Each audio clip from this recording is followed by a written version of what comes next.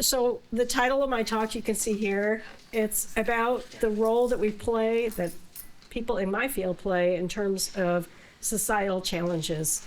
And let me tell you a little bit about how this talk came to be. So about 10 months ago, the folks that organized Europe's HiPeak conference, which is the European Conference for Computer Architecture, emailed me and asked if I would want to give a keynote talk on January 20th.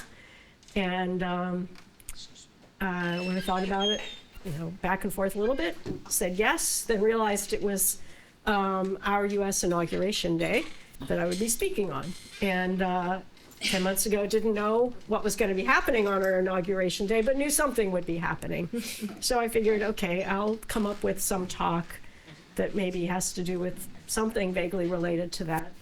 And then a little bit later, Rice asked me to give a talk now, and Columbia University asked me to give a talk in November. So I ended up giving this talk about 2 weeks after Election Day as practice number 1, and then on Inauguration Day, call that practice number 2, and then today. And parts of it keep changing. You're scaring it. Parts of it keep changing. But anyway, the gist of it is that I think there's parts of CS that are commonly used to sort of being out in the world's eye, AI and so forth. And there's parts of CS that hide under the abstraction layers, like computer architecture. And so this is a call from me to say maybe the folks of us who hide under some abstraction layers should crawl out and play a role as well.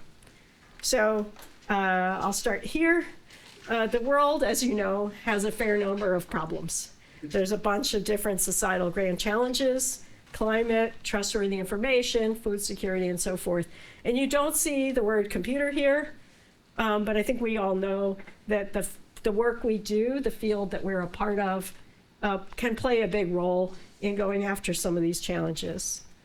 Sort of digging in on this, the UN, the United Nations, has a set of sustainable development goals. And again, you don't see the word computer there either. But I think we know that we could help with all 17 of the SDGs. And so the idea of this talk is to have a conversation. It's not really to give the answer, I don't have the answers, but to have a conversation about how we might better connect our technical work to impact our societal goals. Because we all live on this planet, we all have to deal with these challenges. And so I think there's an opportunity, even for those of us who hide underneath a few abstraction layers, to surface a little bit and think about the connection that our work plays in the world. So that's the question that I'm asking through this talk. And it was sort of a mental challenge for myself to think about where am I doing okay and where could I do more. And so there's a little bit of both in this talk. So I'm going to talk about 3, and I'm going to mix work that I've done with work that other people have done. So one is going to be sort of trust in information and computer systems, and that's super broad, right? I mean, so that has to do with sort of what we believe online and stuff, but it also has to do with under the covers, are these computer systems behaving in ways that are trustworthy or producing meaningful computations for us? Climate and sustainability, that's bidirectional. So one thing is, how might we use computing to improve plans for a sustainable future? And then in the other direction, how might we make computing itself more sustainable? And the third one that I'm going to talk about is about people. How can we motivate more communities to work with us, topical communities as well as the communities we live in? And how might we be more inclusive in engaging the world's talent? So each one of these is like a little deep dive, and then some thoughts about impact. And please do ask questions along the way. So trustworthy computer systems is my first. So does anyone know what this is? So from the start, managing bugs. This is the first bug. Right. So Grace Murray Hopper kept a logbook. And one of the early computers, the one she was working on, was based on relay circuits. So these are mechanical switches into which a bug can get caught. And that's what that is. So a moth was caught inside the relay circuit, causing the machine to malfunction. She took the bug out of the relay circuit, taped it in her logbook, and that's this picture.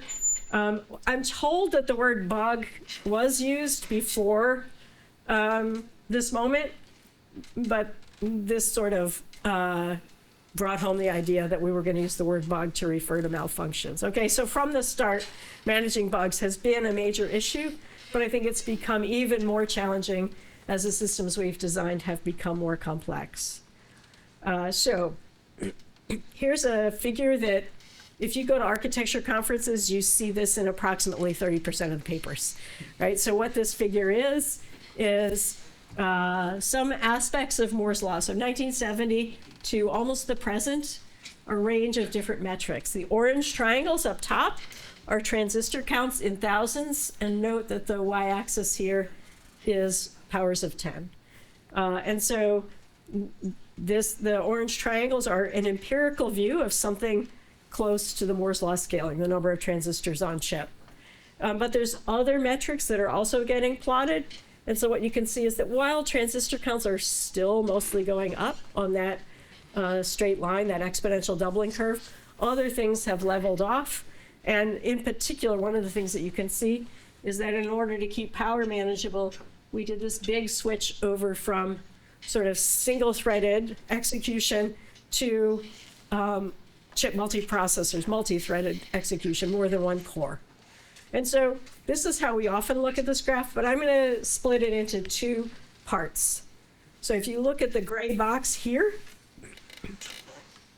this first part is basically the time where we actually had a stable programmer interface. So we get more transistors with each generation.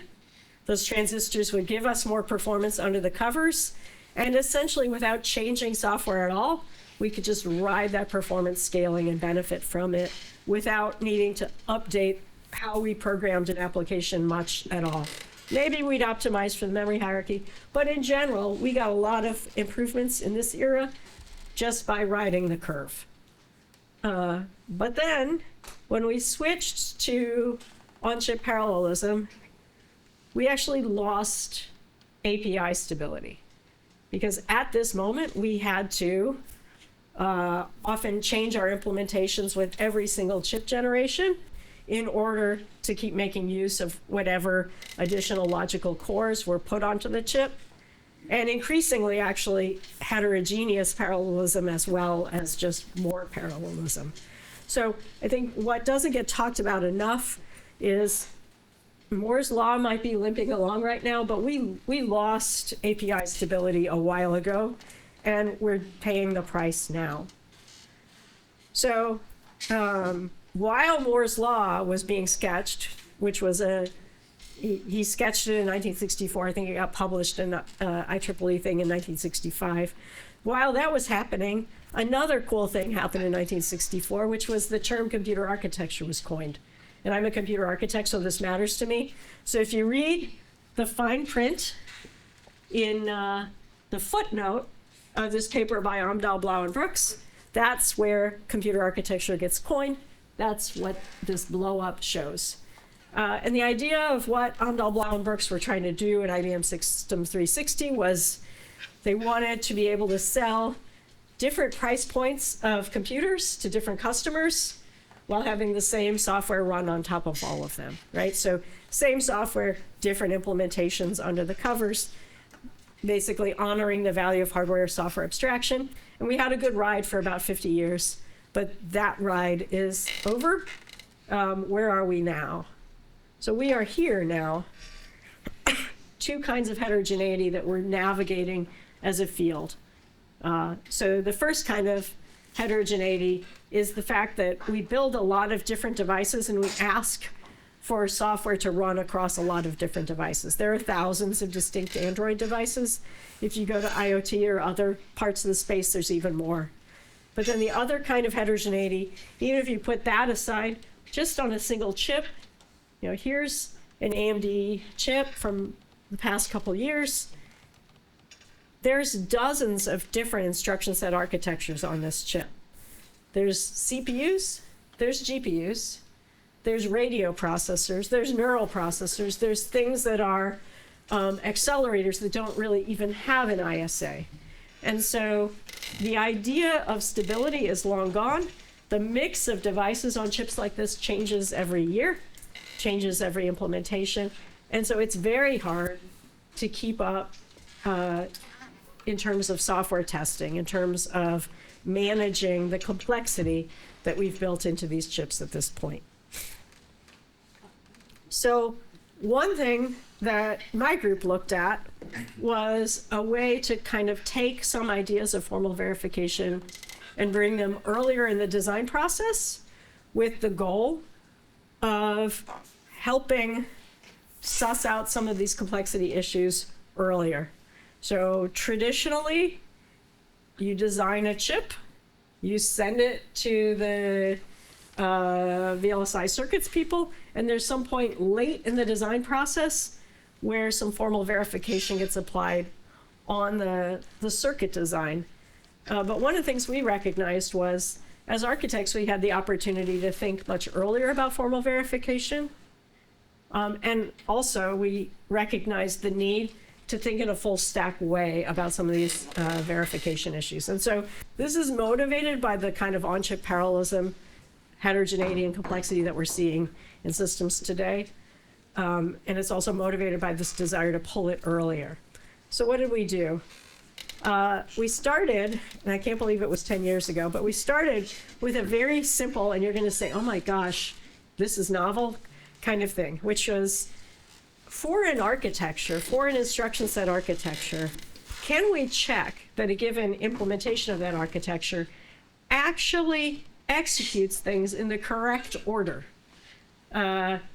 for the way that architecture is specified? So we started with just that part, but then we realized that actually our programming languages also have ordering specifications. So when you program in C, there are ordering specifications about what things are allowed to be rearranged, where you need synchronization or not. When you go through an operating system, there's ordering expectations there. So I'm guessing that we're all veterans of, say, a junior year operating systems class, where we were probably told that if you write to a page in virtual memory, then a dirty bit should get set. And then if that page gets evicted, that page had better get written back properly to disk, because you wrote something to it and you don't want to lose that right. Well, guess what? If the ordering of the dirty bits being set and the right of that page get screwed up, then things are getting evicted without actually getting written back. And guess what? It happens. And so what we did over time was build out these different checking tools to pull this earlier and do lightweight ordering checks early in the design process and across multiple levels of the stack. The approach, and I should say, I'm not a formal verification person. I was dragged into this. Kicking and screaming. Kicking and screaming by a very smart graduate student. And what I recognized was, I'm not a formal verification person, but I do appreciate when authority issues get automated for me so I don't have to think about them. And so that's what this was about from my perspective. Here's the one half slide version of our approach, and then I'll dig into it in more detail. So we centered our approach around a set of axiomatic specifications, so rules for the order in which things should happen, that led us to create what are called happens before graphs. And a happens before graph is basically a set of events that should happen in a particular order. So the key thing here is, if I have a rule that says that A should happen before B, and I have another rule that says that B should happen before C, and I have another rule that says that C should happen before A, I can compose those together and I see a cycle. And when I see this cycle, it says that A should happen before itself. That's physically impossible. So I know that this thing, whatever this sequence corresponds to, that sequence cannot happen in this, according to this rule book. On the other hand, if there's some composed set of these rules that leads to an acyclic graph, that's observable, and we have to decide whether we're okay with that particular event being observable or not. So this is all about what order things happen in and whether we're considering it correct or incorrect, worrisome or not worrisome for them to happen in that order. So where does this come in handy? So memory consistency models are one place where this comes in handy. If you go back, 45 years, Leslie Lamport had this idea of sequential consistency to specify something about the order in which things get executed and are observed in concurrent systems. So if you have these two threads doing this simple program, Lamport's sequential consistency just has two rules. Number one, within a processor, memory operations appear in order, in program order. So these orange ones always appear in that order. They might be interposed, but they always appear in that order. Rule number two, memory operations of all processors, they agree on some global order in which things appear to have been executed. And this isn't so bad. For that simple program, all the legal executions fit on one slide. Life seems good. What's the problem with this? The minute you put a write buffer into your processor, and I'm sorry, but write buffers are kind of like junior year architecture technique, you lose sequential consistency. So every processor that we build today essentially is beyond sequential consistency and into more complicated things. Here's the rule book for Intel's TSO, total store order, memory consistency model. It still fits on one page, but it's getting a little bit more complicated. And I think one of the things that students are sort of feel blindsided by is this reality that memory consistency models, this is one set of ordering rules. They're the specification of what value will be returned when your program does a load. And I think most people in this world feel like we should know by now what value gets returned when our program does a load. And so most people in this world feel a little bit betrayed when they realize that this is an open problem. That truly knowing this and verifying it in a comprehensive way is an open problem. So how do vendors build systems today? They have some amount of formal verification, but they also actually, I've been told, they get the right people in the room and they suss out the different corner cases, and that frightens me. So what did we do instead? In this early work, like I said, we wanted to come up with a rule book of things that we would either know happen in order at a local level so that we could build up graphs of how things happened overall. So for example, here's a very simple program, very similar to what I showed on the Lamport slide. Instructions A and B get executed by one thread, and instructions C and D get executed by another thread. And here's a happens before graph that we can draw. Each little arrow represents one rule out of the rule book. So the rules are things like, this is an in-order processor, so fetch happens before decode, happens before execute, and so forth. It's an in-order processor, so A gets executed before B. And that's what those green horizontal arrows are about. But even in this in-order processor, there's some craziness that can happen in the memory hierarchy and related to the store buffer. And so that's places where already for this, I would not want to have to stare at code and try to decide whether it's okay or not. So what we want to do is be able to comprehensively and yet efficiently evaluate all the possible orderings and decide which of them we're worried about and which of them we're not worried about.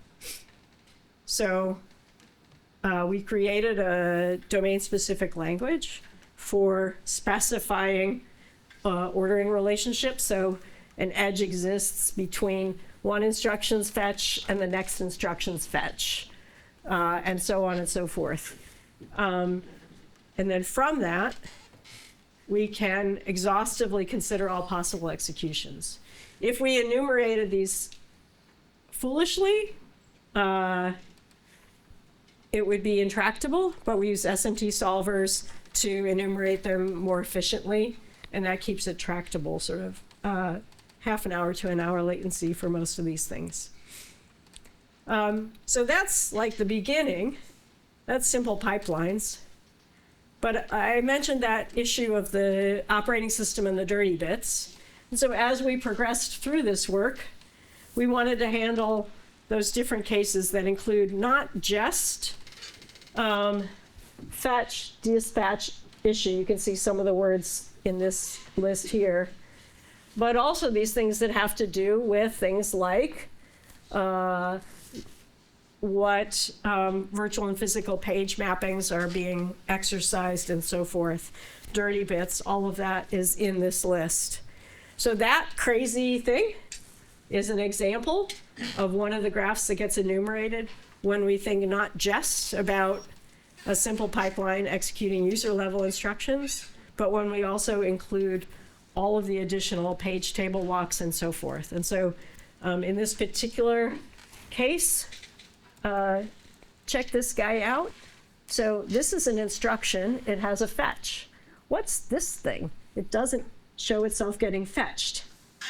That's because in modern processors, when you do page table lookups, you're actually issuing memory instructions, memory fetches under the covers to read the page table without that being fetched as a normal instruction. We call those ghost instructions. And so anything in a virtual memory system has these ghost instructions. So the ones that are highlighted in pink are actually issued on behalf of the operating system rather than user level. Okay, so you don't have to understand this graph. You don't have to find the cycle in this graph. The point of this work was to automate finding the cycle so that we could do the analysis in an automated way. Great. But wait, there's more. So that was about correctness, and I'll talk a little bit about some of the bugs that we found as we go forward. But one of the interesting pivots of this work was to go from memory consistency models to security. So what would we like when it comes to computer security? We'd like to be able to specify a system that we're worried about and specify some sort of template of possible attacks, and then synthesize any possible attack that could be exploited on that system. This work was actually underway in the year before the Spectre and Meltdown exploits were made public. So we were kind of on this trail, but the Spectre and Meltdown exploits of 2018 made this work particularly timely. So what did we do? So this is the wish list. What did we actually do? We developed a tool to do this based on the mu-HB graphs from the previous slides. And our results were that we actually, 2 weeks after Spectre and Meltdown were made public, our tool automatically synthesized them and then synthesized other variants. So we used this approach to synthesize additional variants off of the Spectre and Meltdown attacks. So how does this work? Same specification language as before, but now instead of just looking for cycles, we look for patterns. And in particular, if you dig under the covers, what Spectre and Meltdown both exploit is what's called a prime and probe attack. So it's a particular ordering of seeing things in the store buffer, seeing things in the cache, and so forth. And so you can specify it as looking for a particular ordering on a graph, like this. And then what our tool does is it automatically enumerates all the places in mu-HB graphs where it sees that pattern. And wherever it sees that pattern, it can say, here's the execution sequence that will lead to an exploitable attack. So if we were bad people, this would be a very automated way of generating malware. Since we're not bad people, this was an automated way of being able to highlight vulnerabilities and help vendors understand them and fix them. But you published it. Doesn't it mean that now bad people can figure out how to do it? That's a good question. So I would argue that having it out there is useful for people to make use of for good.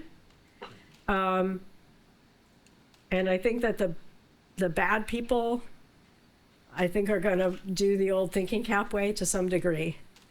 But it's a trade-off there. And I will say that I don't feel like I'm a security expert. So I'm still figuring out where the trade-off lies for this. It was kind of after the fact that I realized, oh, this could be viewed as a malware generator. Yeah. I had a quick question. So when you draw the graph of the instructions, there's also the fact that some instructions are far more commonly invoked and some are far more critical for operation. Is there also a way to weight the graph so that you see the frequency of operations, there's discrepancy or some sort? So this much of the tool says that it's possible to create a vulnerability. And then you still have to write the code to create the exact interleaving that exercises this vulnerability. But this tells people it's the potential is there. I see.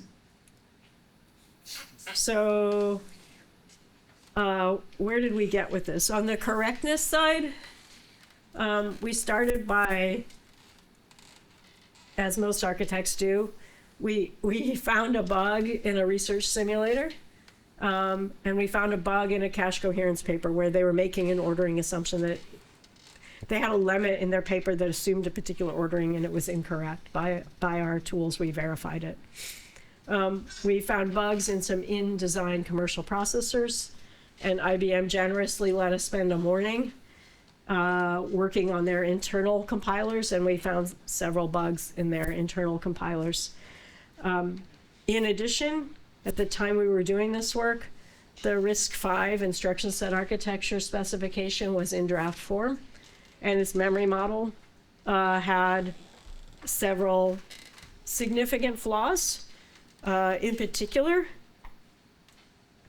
the way it was specified, you couldn't correctly compile all C programs to RISC-V. That's partly that RISC-V's memory model was flawed. It's also that C's memory model was asking for kind of too much from the processor. And so there's some ongoing standards discussions related to fixing that. The RISC-V instruction set specification was fixed. And actually now RISC-V has one of the best formal memory models you can find. On the security side, we did this automatic synthesis of exploit templates. We were able to synthesize Spectre and Meltdown, and then also synthesized and reported these new variants. I think one of the things that I am happy about is this move from the ad hoc sort of staring at possible orderings to a more formal technique, and moving to much earlier stage analysis so that there's time to change things in the design rather than waiting until it's a VLSI circuit.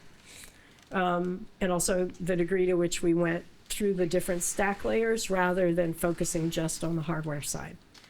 So that's that.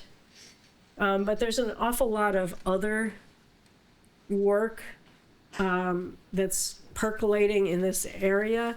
So Cynthia Sturton did some work on the correlation of when there are published hardware bugs, there's almost always a vulnerability that you can find that creates an exploit situation around those bugs.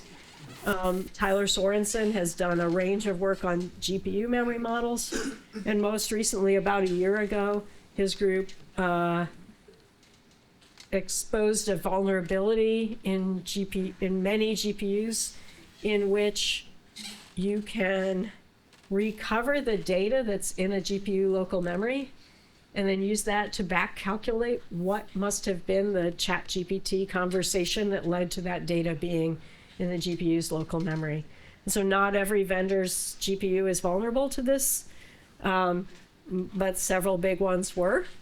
And that was divulged about a year ago. And they used some of the similar techniques as us in terms of event orderings and back analysis from that. So I'm going to skip that. So in terms of kind of lessons for this talk, and this gets to Moshe's question as well. So one thing is we have a reporting process for reporting when we find a security issue, security vulnerability. There is an agreed upon reporting process for how to report it, how to responsibly disclose it to the vendors before you publish it publicly. But I will say, architects are never taught how to do that.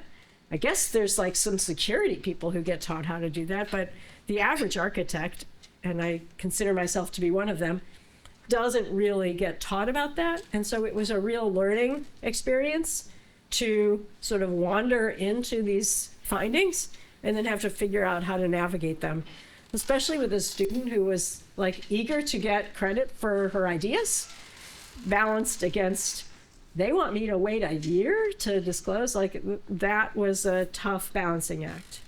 The second thing I would say in terms of the societal impact thing is that collaboration across topical boundaries is one of the things that really matter. So hardware security is never just hardware people. It's really, it has to be broader conversations.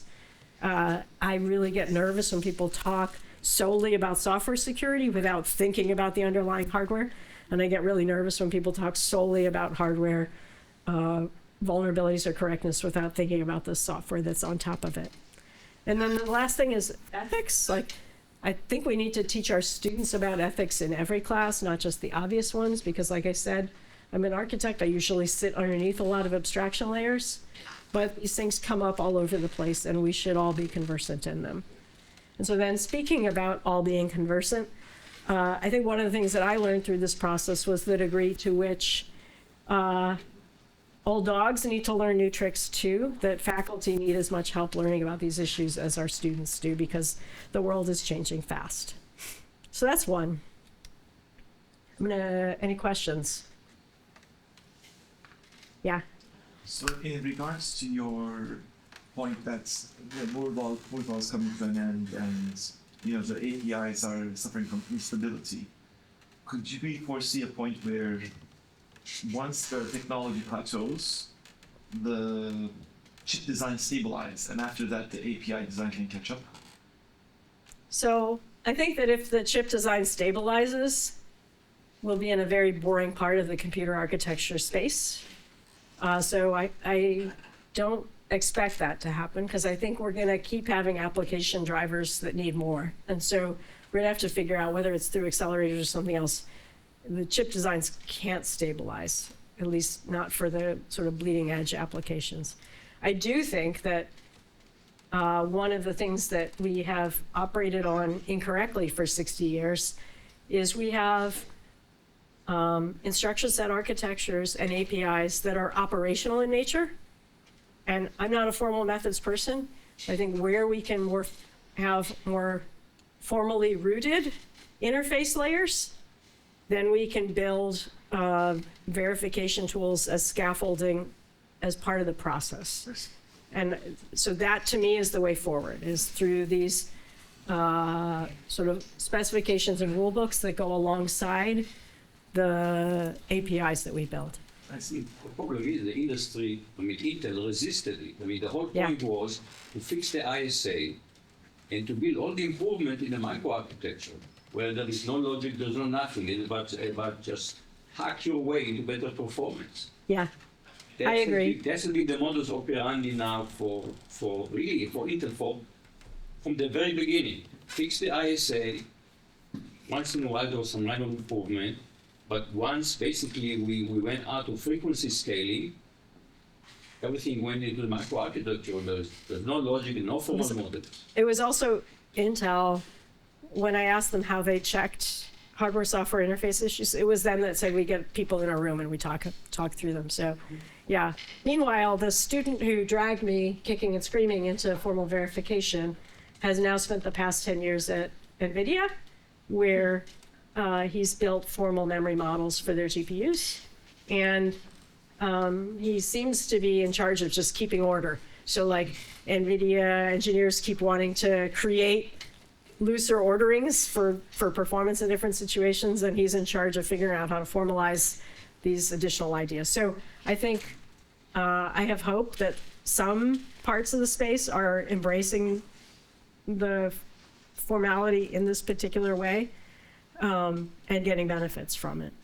And I should say that, for what it's worth, the GPU leftover locals vulnerability that I mentioned, NVIDIA was not susceptible to that one. Some of the other vendor GPUs were. So this one's going to be shorter, and this is about climate and sustainability. Some of this, probably there's bigger experts in the room than I am, but just to kind of give the general gist of it, we're talking tens, hundreds of megawatts for modern data centers, city scale power dissipation, and AI is driving higher usage. I got these slides from Carol Wu from Meta in roughly February, so they're 11 months old. I probably should ask Carol for another version of these graphs because everything is changing really fast. But so what we can see here is that from 2010 to, in this case, 2018, the number of compute instances at data centers increased a lot, but actually the electricity use of those didn't increase as much. So this is a slide of hope that actually design efficiency was keeping energy scaling manageable. This is a slide of less hope. Overall computing demand is going up, up, up. This is the 3 of the hyperscalers and what their electricity scaling looks like. And please note that these graphs end in 2022. And so everything that we've heard about in the news the past couple years is like off to the right-hand side and probably hockey sticking up a bit, right? So energy, aggregate electricity usage is going up, and it's going up across the board. Actually, though, I mean, I'm here to give you a trip in the Wayback Machine. So this is not the first time that we cared about power in our field. This is an ISCA keynote from 15 years ago. James Hamilton, I think he was then at Amazon, was talking about data center energy consumption. And he sort of unleashed a whole lot of data on the ISCA community. And he inspired a lot of folks to think differently about data center design, about architecture, and so forth. One of the things that he unleashed was the notion that actually a lot of the energy usage of a data center isn't going to actually the compute itself, which is the blue, but is going to the other support stuff. And this came to be known as PUE, processor utilization efficiently. It's how much of the data center's power in the building actually goes to compute versus how much goes to the air conditioning and everything else. And because of data like this, there was a push to kind of bring PUE way down. Data centers got a lot smarter, much less use of air conditioning, much more use of intelligent design and passive cooling and so forth. So a lot of good happened. Around this time, we were inspired to do some work on this data center energy optimization problem, and in particular, the problem we looked at in my group in collaboration with Ricardo Bianchini, who was then faculty at Rutgers, just up the road from us in New Jersey, was to say, how might we optimize data center operation with respect to some of the normal things like power performance trade-offs, but also the type of electricity that was being used, quote unquote, green versus brown, so solar power data center versus carbon. And one of the things that we could do was dynamic power management within a data center. The other thing we could do in this study was move requests around. So if there's a solar power data center with spare capability, we should send more requests to it. And we did formal constrained optimization, and we had service level agreements to see, like, we had to sort of keep within certain performance goals. And it was, we thought, a pretty neat little set of results. We showed how you could actually cap your use of brown energy, make use of carbon markets. It was a very optimistic time. Sad thing is, request distribution hasn't really caught on. Most of the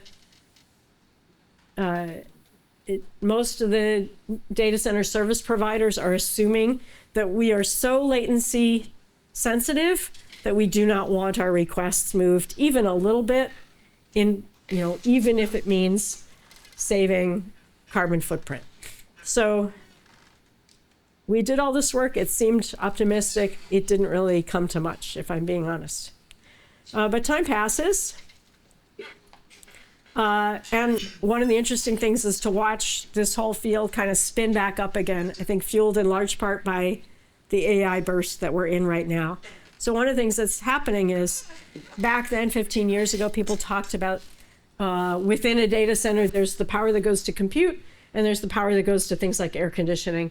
Today, what people talk about is operational carbon footprint, that is, how much electricity goes to actually running the compute, and embodied carbon footprint, which is how much carbon footprint goes to manufacturing the devices. And if you look at something like a phone, an awful lot of the carbon footprint is actually embodied. So the act of manufacturing most of Apple's products is dominated by the embodied. The manufacturing dominates the carbon footprint for most of Apple's products. And you can find this on their webpage. They have environmental sustainability reports that sort of repeatedly have shown this. So product use is only 19% of Apple's emissions in 2019, for example. Okay, so this notion of embodied carbon is one of the sort of new emerging issues that people are taking on now, which is good to see. Another thing that's good to see, everything old is new again. Here's this graph from a ISCA paper from last year on the carbon breakdown of data centers at Microsoft Azure. And so what you can see here is operational emissions on the left, embodied emissions on the right, within compute versus the other parts of the data center, within compute versus the other parts of the data center. The goal of this paper was actually to find ways to reuse hardware bits to save on embodied carbon footprint by basically salvaging usage over time. The other thing that I like about this paper is, I'm not an author, but Riccardo Bianchini, who was our co-author on that paper from 15 years ago when he was a Rutgers professor, is now a VP or a senior VP, a muckety-muck at Microsoft, and this is his focus. So there is a sort of resurgent focus on these sustainability issues for him now around carbon footprint rather than electricity usage or energy efficiency. So there's a shift from energy to carbon, and there's a shift to include embodied as well as operational. So there's other reasons to be hopeful. Just about 8 months ago, NSF invested $40 million in a set of expeditions and computing awards that specifically focus on sustainability and carbon footprint in the life cycle of computers. So that seems optimistic. Europe doubled down on that. I think theirs is more like 60 million euros on sort of Green New Deal related to carbon. So it's hopeful. But I think there's still a lot more to be done here. So in terms of expanding societal impact, I'm an architect, we like tools. Once I can give my students a tool, then they can learn, they can sort of play around with it, they can learn about it. And so one of the things that's nice is there are now tools that other people have built in the community that help empower designers with these early stage estimators. So quantifying carbon and helping engineers build an intuition about how design trade-offs can improve carbon. There's also a lot of focus on how hardware specialization can help with carbon footprint by sort of shrinking down both the energy usage, but also the chip area that's required for a given computation, which saves the chip area savings, helps with fab embodied carbon footprint, and the specialization helps with operational carbon footprint. So there's opportunities here, and I see a growth, and I hope it's sustained. So with that, and with a few minutes to go, I'm going to go to people. And this is a little Can I ask bit, a question on yeah, So I think this is known as Gibbon's law, and Yeah. I think it's about coal. But the same thing happened, you broaden the highway, and what happened is you attract more traffic. So you're making the hardware, let's say, more energy efficient, and people say, oh, we can build more data centers now because the hardware is more energy efficient. so there's the part that I think we can play a role in as engineers. And then there's the part where it's a policy-making thing. So for example, in Northern Virginia, there's a moment of reckoning that's brewing because Northern Virginia has an incredible density of data centers, and the power company keeps saying yes to more data centers, but the local customers, the individual residential customers of that power company, are getting frustrated. And so what comes next in terms of Jevons law or Jevons paradox might be either that the individuals rebel, complain, or that policymakers figure out ways to deal with this. If I'm being honest, we haven't figured it out. You mentioned the highway example. That's the classic example of Jevons paradox, like widening the highway. I drove to the airport this morning on the New Jersey Turnpike with, I think it's like 8 lanes wide at one point. So there's that. And we haven't really figured it out. So we need to take on the policy side of it, not just the engineering side of it. I totally agree.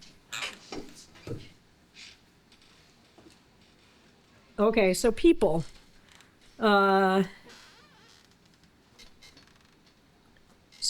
I was an assistant professor, Bill Wolf was president of the NAE, and this was a quote. He had it. I copied it from a written document, but he said this all the time. I was pre-tenure. There had never been a tenured female in my department, and when he said this, it gave me the opportunity to change the conversation at Princeton. And in particular, check out this last sentence, because what he was talking about was not that diversity would help the underrepresented people. What he was talking about was that diversity would help the engineering design process by surfacing better ideas. And so there was an opportunity cost in not having a diverse set of people in design scenarios. And this genuinely changed how my university thought about diversity, but I think it changed a lot of them because he was saying this from the bully pulpit of the NAE. I want to talk a little bit about that in the time we have left. And I want to talk about it fairly broadly. And so I've given this talk now 3 times, but I've never used this slide before. So this is a test, but this is a test to personalize this conversation a little bit. So let me tell you about these 3 people.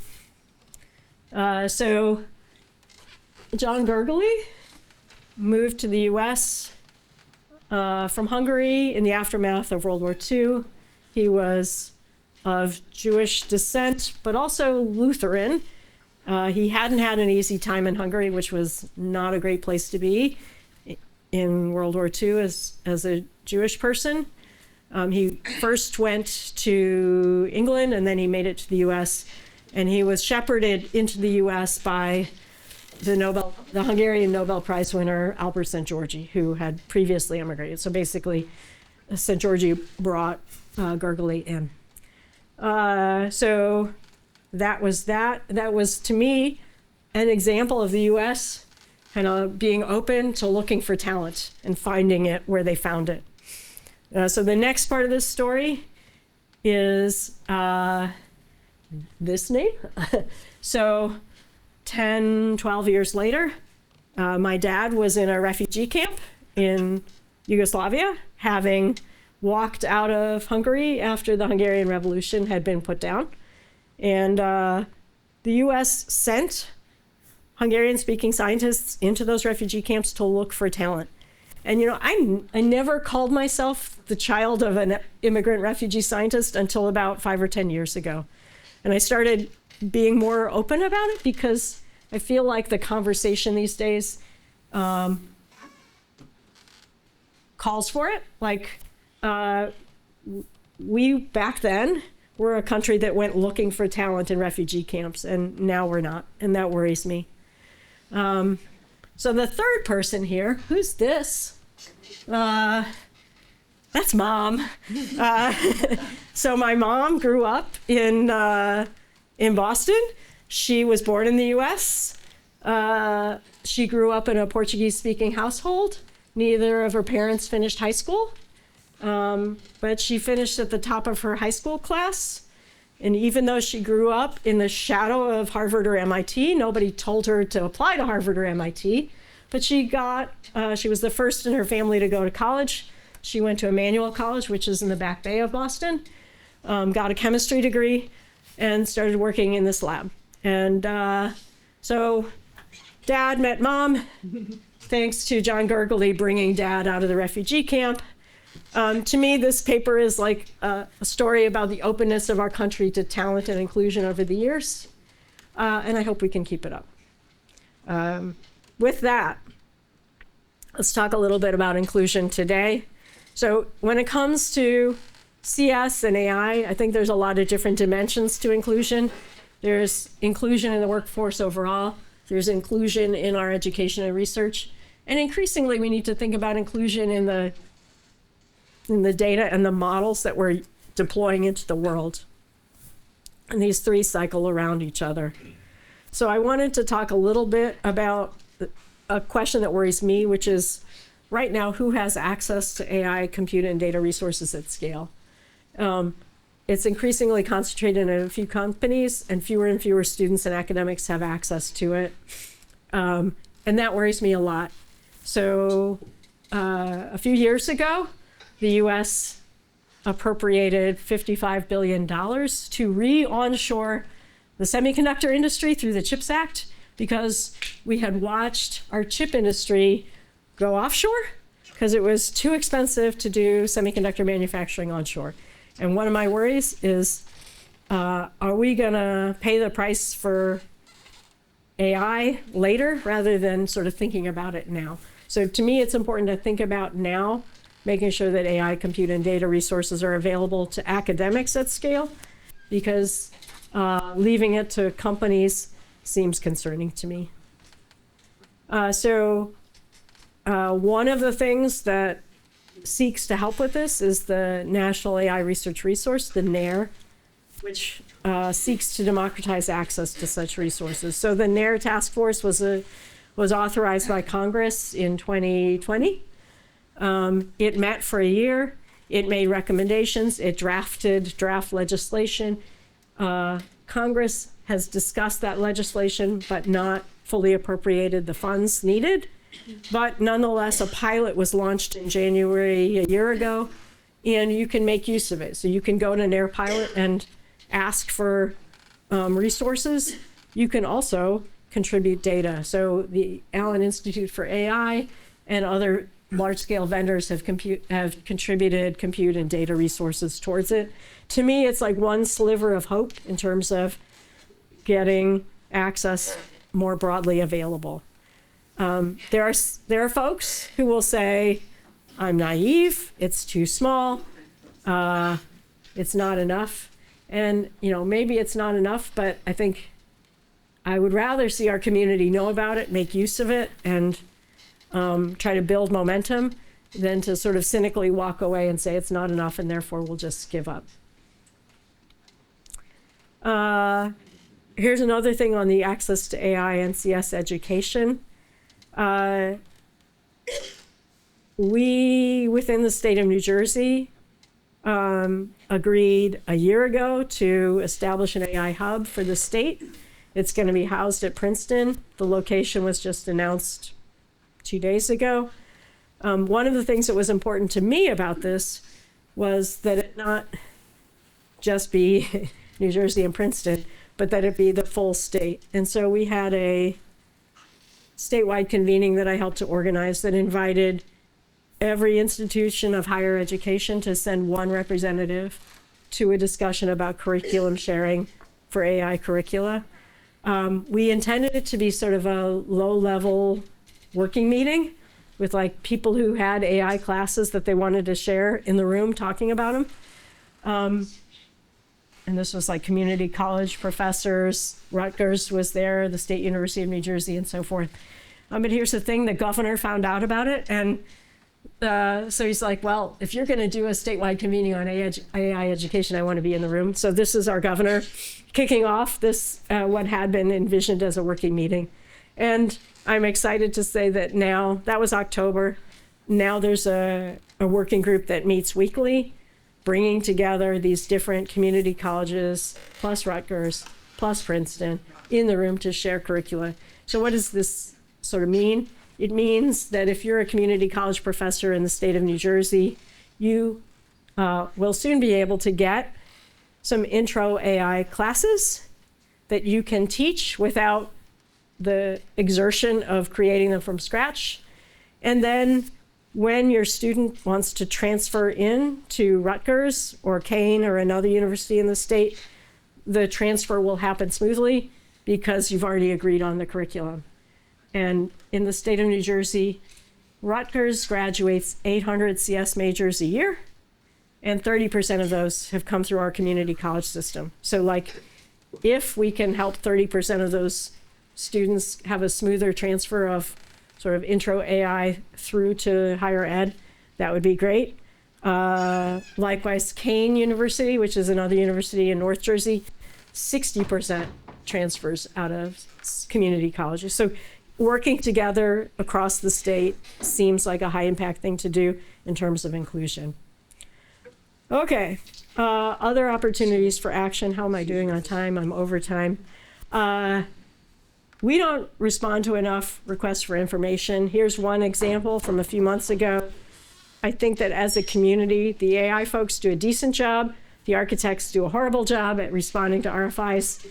Do they get read? I think they all get read. Do they get acted on? Some. But I think we should at least be in the game more often than we are. Fellowship opportunities. There are a number of ways to spend some time in DC. Like I said, I gave this talk in November. I gave this talk 2 weeks ago. I'm giving this talk now. I'm not sure I personally would want to walk down to DC right now, but these opportunities exist, and I think it's always better to be engaged than not. About 9 years ago, I did a Jefferson Science Fellowship, so that's a program that brings tenured science and engineering professors into the State Department to be technical explainers. There's a ton of places where science policy is being discussed internationally by people who have no science background, whether it's climate, AI, cybersecurity.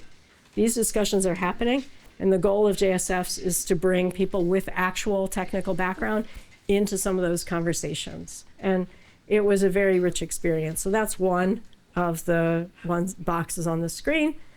You can be an NSF or DARPA rotator at different levels. So I finished a 4-year rotation leading the computing directorate. There are other levels as well. DARPA has a similar idea through program managers. DARPA program managers can come from industry or academia. There's a hiring freeze right now, but hopefully they'll be unfrozen.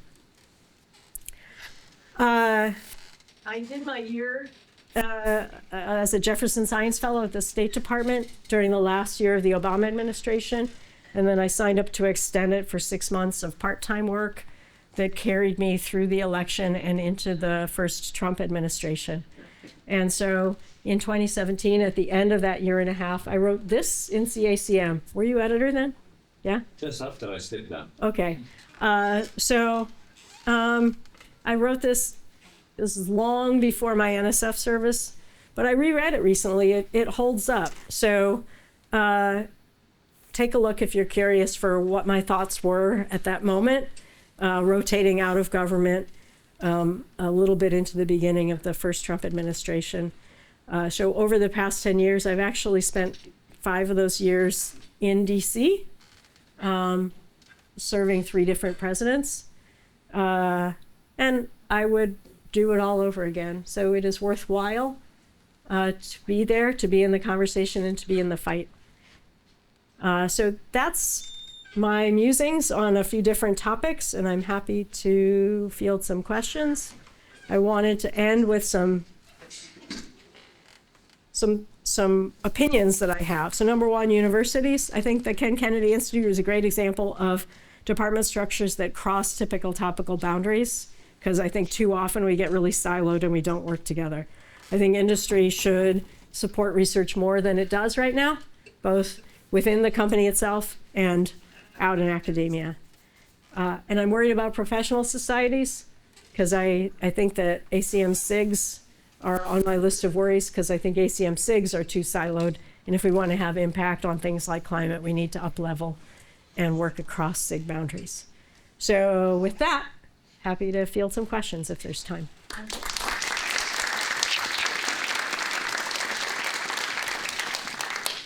Thank you very much. I think very insightful question, Marcia. You talked about the fact that it's hard to keep up today in academia. I just recently looked at 2010, it's kind of inflection point in computer science. You had the .com, the Tashet, 2010 we started going up. Between 2010 and now, NSF budget grew in real dollar about 30%. But the research community in the US grew about 60%. There you have it. Even without this issue of AI, not AI, the answer is the funding is not kept up. We have all these professors. In research, I'm talking about research university. We're talking about community colleges. Research universities, it's become the Hunger Games. I agree. So number one, I think NSF is asked to cast a broader and broader net. And I 100% believe that someone should be funding community colleges and someone should be funding undergrad education, but it has to get paid for somehow. And I worry that NSF is increasingly being asked to pay for things that used to come out of state university. So the percentage of funding that a flagship state university gets from its own state has dropped dramatically. And NSF is being asked to fill that gap, and I think that's problem number one. Problem number two, I mentioned this at lunch, we have a very young field, and so actually my last year at NSF, $1 billion budget, 10% of that budget went to career awards. That's wonderful. That's a vibrancy that we should be happy with. But what it says is we had to pull from other places to make sure we didn't lose people in their pre-tenure time. And pulling from other places includes pulling from people who are deeper in their careers. And so that's a challenge. We didn't notice actually a large uptick in the number of distinct proposers to size during my time there, because we tracked that. I think that some of the senior folks are either disillusioned and go to industry, or are disillusioned and stop writing proposals. And so we couldn't use headcount as a motivation for budget because we weren't seeing a big hockey stick in overall headcount. But early career, we definitely saw, especially, not surprisingly, in the AI field. So we're kind of, I think there was one division that was like 25 or 30%. I served on panels for career proposal. And it started an idea, let's give the kids their own sandbox to play with. You don't have to compete against the big dog. But it's become so intensely competitive now. If now you give advice to junior faculty, no, just submit to regular. It's easier to get funded in regular than in career. That's not true. So the percentage award rate for careers has always been it's not a law of physics, but we kept it higher than the percentage award rate for smalls. Okay. But it's true that they're both very competitive. Other questions? I have a question. Yes, go ahead. Earlier in the presentation, you mentioned about having access to AI at scale. And then maybe a slide and a half later, you mentioned having access to AI curriculum. So were those really two different asks? One was having access to a platform at scale where you could do, AI work at scale, and then the other one being more of a class form content. Yeah, so the NAIR pilot is mostly about compute and data at scale. So the big federal agencies, DOE, NSF, and others, are contributing time on their leading edge computing. So, the DOE Exascale and other computers are contributing time towards the NAIR pilot. So that's about kind of compute resources and data resources at scale. The education example is from my state, but actually NAIR pilot is doing some work on education curriculum sharing too, just with the acknowledgement that everyone's busy. And if we actually want to get decent AI education, then everyone inventing their own AI curriculum and their own AI classes doesn't seem like the best use of our time. Okay. I'm going to stop the questions here, and because we are running out of time. We run out of time.